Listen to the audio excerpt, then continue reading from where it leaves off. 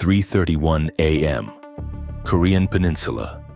The demilitarized zone runs 250 kilometers across the peninsula, 4 kilometers wide, the most heavily instrumented strip of land on Earth.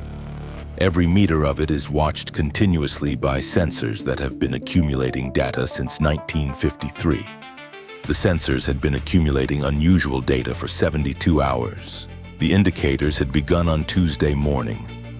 Anomalous vehicle movement in the road tunnels connecting the DPRK's forward artillery positions to their support infrastructure along the western DMZ sector. Thermal variants from underground complexes near Koksan that suggested elevated activity in pre-positioned launch support systems.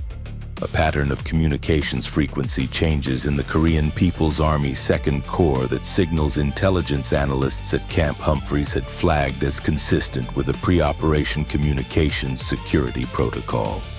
Observed twice before in exercises and never in a non-exercise context. None of the indicators individually crossed the threshold for a formal alert.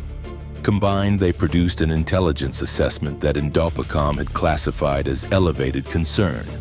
Not imminent, but trending.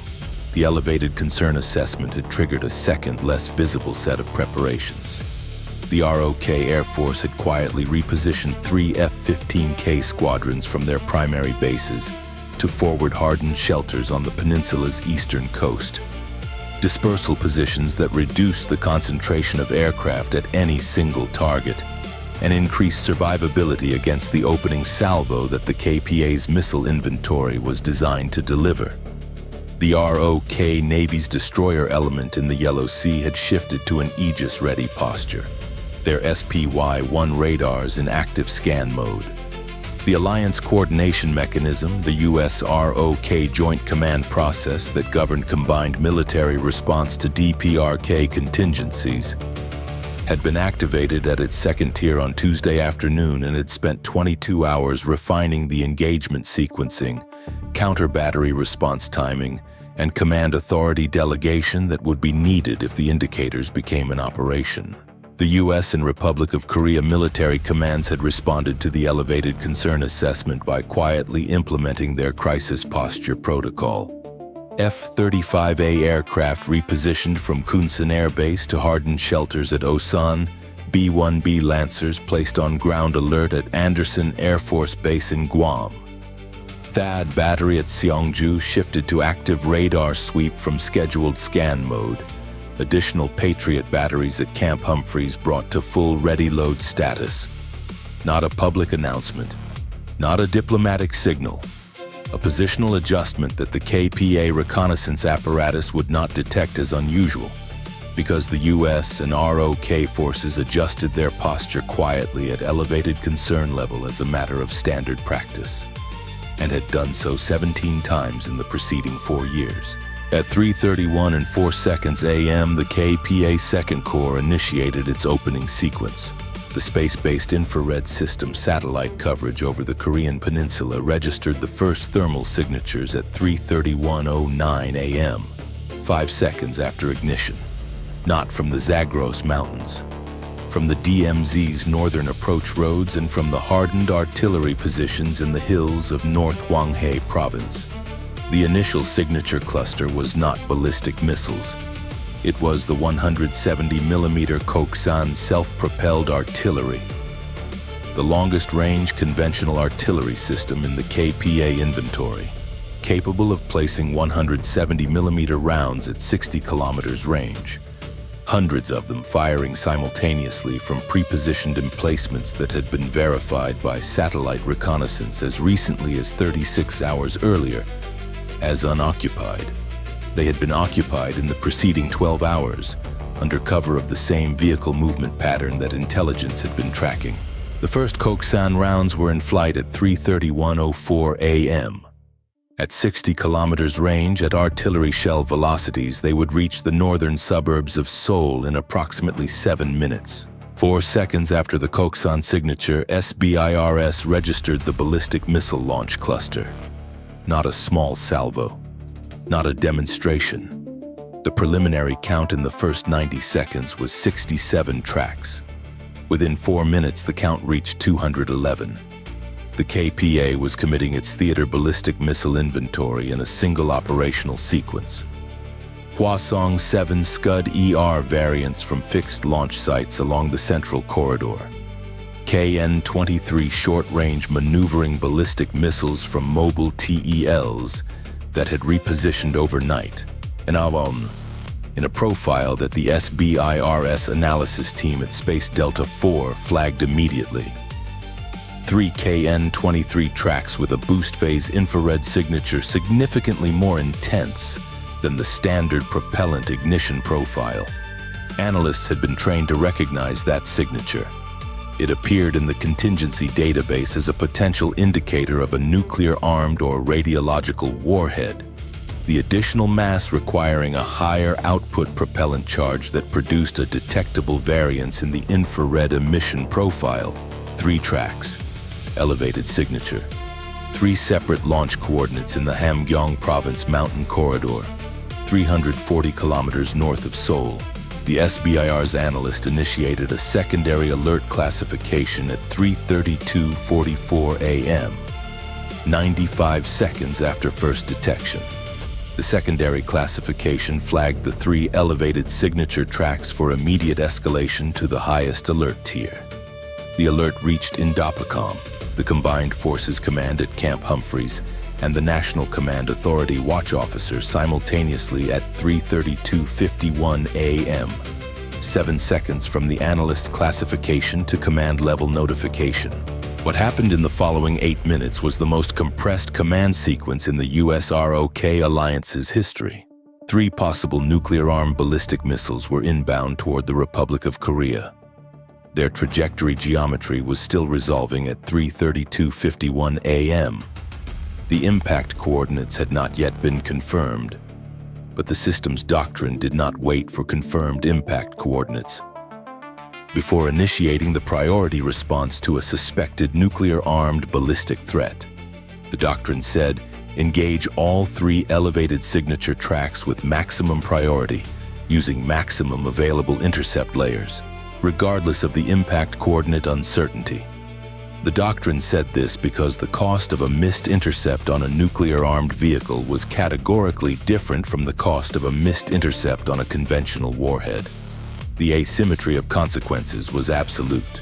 THAAD battery at Seongju engaged the first elevated signature track at 3:34:22 a.m., 1 minute and 31 seconds after the secondary alert. The THAAD engagement geometry against a KN-23 from Hamgyong Province was near optimal. The KN-23's range put it in the upper-tier engagement envelope for the battery's current position, and the maneuvering capability that made KN-23 difficult for Patriot was less of a factor in the THAAD's upper-altitude engagement band. 2 interceptors on the first track, both launched, both on solution.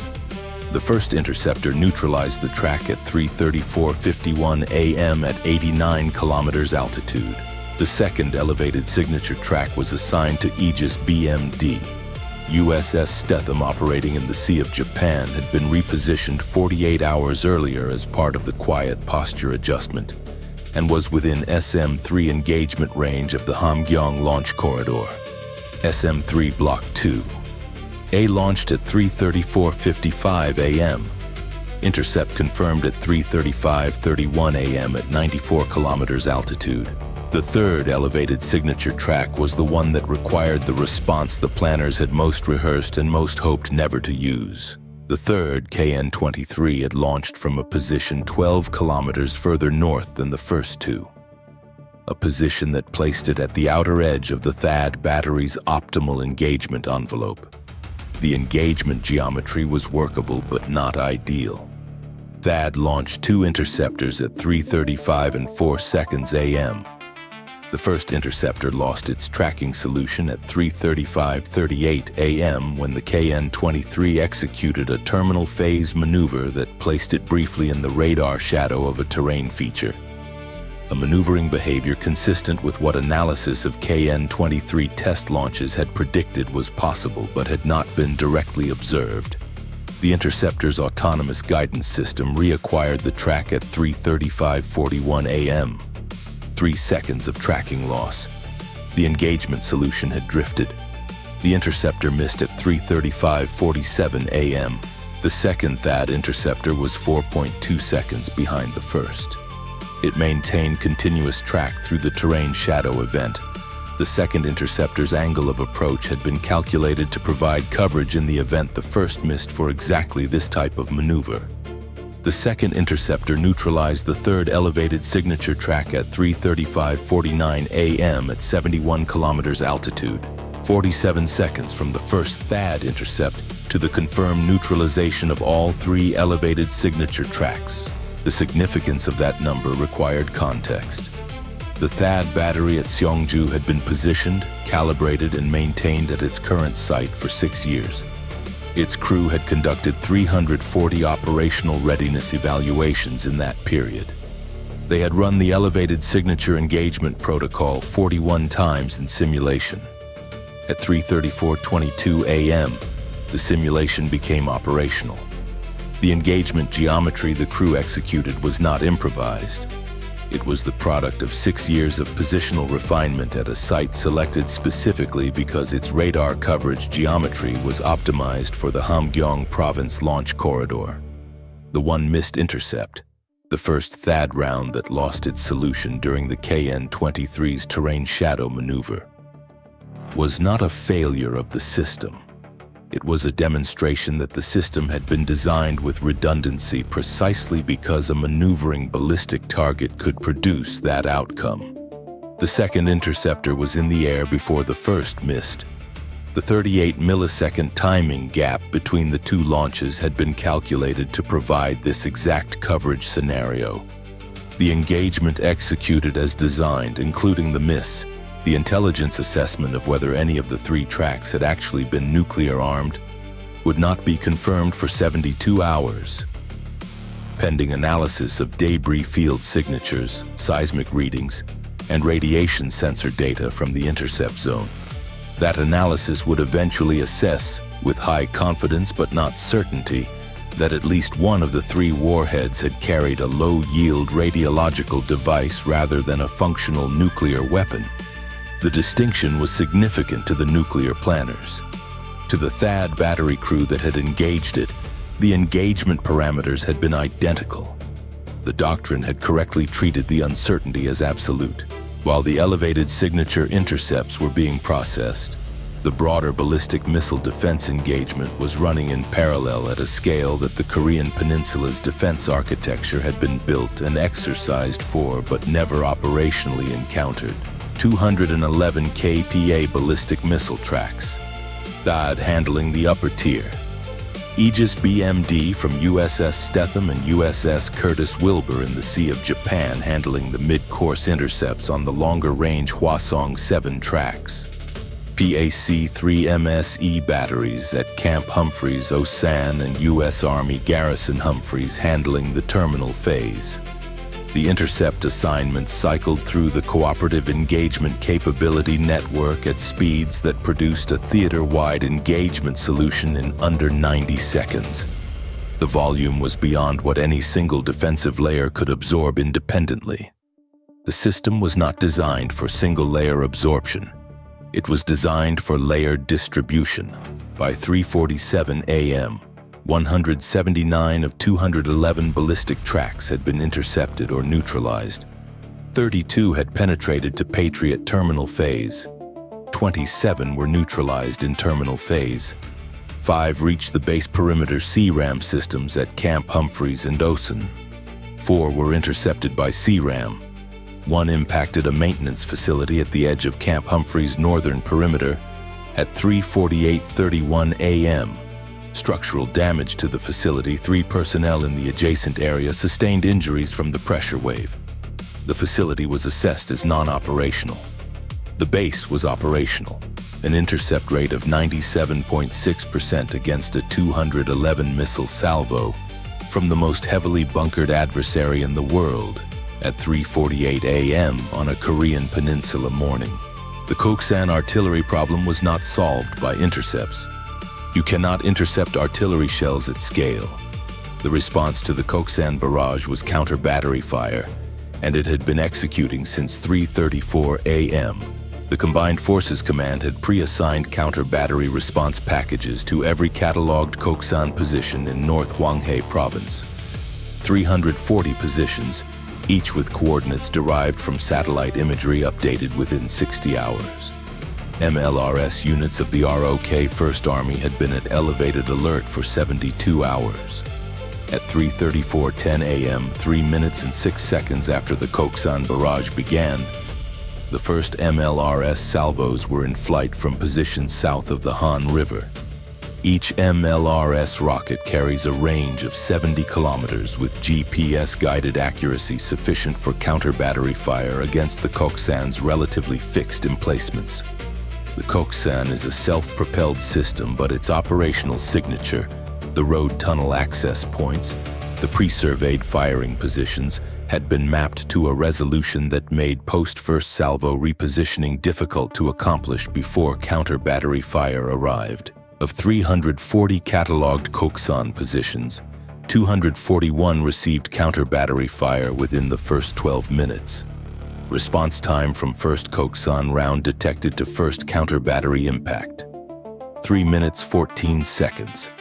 Post-engagement assessment would confirm 187 positions rendered non-operational in the first counter-battery sequence.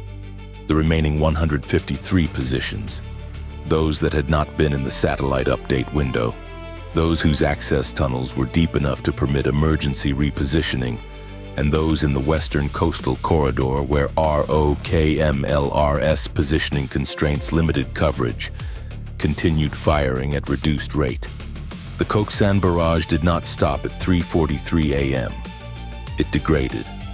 A degraded Koksan barrage was still a serious threat to the northern Seoul metropolitan area. The counter-battery campaign that would systematically reduce that threat was a campaign measured not in minutes but in hours. The US and ROK response to the KPA's opening sequence activated its counter-operation element at 3:36 a.m., 5 minutes after first detection. Operation Northern Ledger. The targeting database had been maintained by the Combined Forces Command's Target Development Cell for 26 months. What it contained was not a list of easy targets. The DPRK's military infrastructure represented the product of 7 decades of tunnel construction, hardening, dispersal, and denial. The country had been preparing its military facilities for exactly this scenario since the Korean War armistice. The tunnel complexes in the mountain ranges of North and South Hamgyong Province, where the KPA's nuclear-capable missile systems were based, extended to depths that no standard penetrating munition in the U.S. conventional inventory could reach. The entire strategic logic of the DPRK's hardening program was built on that depth, which was why the first Northern Ledger packages dispatched at 3:36 a.m. were not assigned to the tunnel complexes. The first packages were assigned to the surface infrastructure that the tunnel complexes depended on. The ventilation shaft arrays at 14 identified complexes, the power generation facilities that powered the tunnel elevator systems, the rail connections that moved heavy TEL equipment from tunnel storage to launch positions, the logistics nodes that supplied propellant to the mobile launch areas. You could not reach the missiles inside the tunnels with conventional munitions. You could reach the systems that allowed the missiles to operate from the tunnels. Tomahawks from USS Michigan, an Ohio-class guided missile submarine that had been positioned in the Sea of Japan for 11 days, began impacting the first priority surface targets at 3:48 a.m. 74 aim points across 22 complexes in the first wave. The B-2s were assigned to a different problem. 2 B-2 Spirit aircraft, airborne from Whiteman Air Force Base since 9 p.m. the previous evening, were carrying GBU-57 massive ordnance penetrators and had been holding at altitude over the Sea of Japan since 2:40 a.m. Their assigned targets were 4 specific complexes assessed by imagery analysis and signals intelligence as containing the DPRK's highest readiness strategic missile assets, not the entire strategic inventory that was distributed across hundreds of hardened locations. These 4 were the ones where activity indicators over the preceding 72 hours suggested an elevated readiness posture that made them time-sensitive. The B-2s reached their weapon release points at 3:54 a.m. 8 GBU-57 rounds released across 4 complexes. Each weapon impacted at approximately 1.5 times the speed of sound. Each penetrated between 30 and 40 meters of rock before detonation. Seismic recording stations at monitoring sites across the region registered events at each impact point within a 2.4 to 3.1 magnitude range. The structural integrity of the tunnels below the penetration depth was not confirmed. It rarely was in the first assessment cycle. Follow-on analysis would be required. That uncertainty was the defining operational reality of the Korean Peninsula theater. In Iran, target assessment could be confirmed by satellite imagery within hours. The targets were surface facilities or shallow facilities whose post-engagement status was visible. In the DPRK, the most important targets were 60 to 120 meters underground. Their post-engagement status would not be confirmed by satellite imagery. It would be estimated, updated, re-estimated, and assessed with a confidence level that rarely exceeded 70% in the first 72 hours. The 60-minute war that was possible in the Persian Gulf was not possible here. What was possible in the first 60 minutes was the establishment of a defensive result. The KPA's opening salvo absorbed, its 3 potentially nuclear-armed rounds neutralized, its surface support infrastructure engaged, its Koksan barrage degraded, and the beginning of a suppression campaign that would be measured in days. At 4:31 a.m., 60 minutes after the first Koksan signature, the operational picture was this. KPA ballistic salvo absorbed at 97.6% intercept rate. 3 elevated signature tracks neutralized before reaching ROK territory. Counter-battery fire had degraded Koksan barrage volume by an estimated 55%. Northern Ledger first-wave Tomahawk packages had impacted 74 surface infrastructure targets across 22 tunnel complexes. B-2 GBU-57 engagements completed against 4 high-priority hardened complexes, damage assessment pending. USS Michigan had expended 44 of its 154 Tomahawk capacity. Camp Humphreys and Osan operational. Seoul's northern suburbs had received Koksan impacts in the first 12 minutes. Emergency response operations active. 3 U.S. personnel injured. ROK forces in the border zone reporting active contact along multiple sectors. The 60 minutes were done. The campaign was not. Time from first SBIRS detection to completion of the defensive engagement. 17 minutes 22 seconds. 3 elevated signature KN-23 tracks detected and neutralized, all 3 before reaching ROK territory.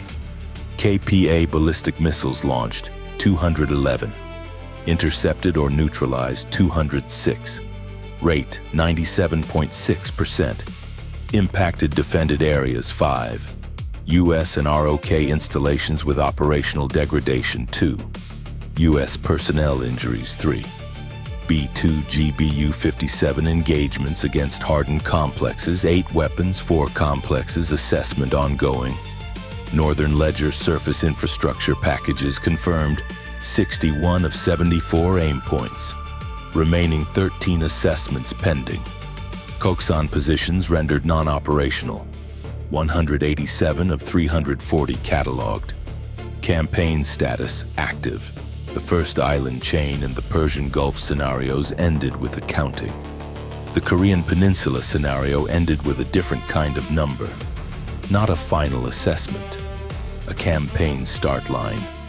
Every target that had been engaged in the first 60 minutes was a surface target, a ventilation shaft, a power node, a rail connection. The tunnels below those targets were intact, or partially intact, or possibly intact, and the assessment of which was a problem for the hours and days that followed. The DPRK had built its strategic deterrent on the premise that the depth of its mountain infrastructure made it survivable against any conventional first engagement. The first 60 minutes of Northern Ledger had been designed to test that premise systematically and establish the conditions for the campaign that would resolve it. The Northern Ledger targeting architecture reflected 26 months of a fundamental analytical question. If you cannot reach the deepest tunnel complexes with conventional ordnance, what can you reach that makes those complexes operationally degraded? The answer was a category the target development cell called functional dependencies, the surface and near-surface infrastructure without which a tunnel complex could not execute its mission even if its interior was undamaged. Ventilation shafts. Without them, a tunnel complex cannot sustain personnel or operate propellant handling equipment for more than hours. Power generation. Without external power, the elevator systems that move heavy TEL equipment from tunnel storage cannot operate. Rail connections. The KPA's heavy TELs cannot move from tunnel storage to launch positions without rail infrastructure at the tunnel exit points. These were not the missiles. They were the operational environment the missiles required. Engaging them produced an effect that was slower than a direct hit on the missile itself, but more durable. A complex whose ventilation and power infrastructure had been rendered non-operational was not available for reload operations for days, not hours, regardless of whether its interior was structurally intact. Whether the premise held would not be known at 4:31 a.m. What was known was that 3 suspected nuclear-armed ballistic missiles had not reached their targets. The rest was work.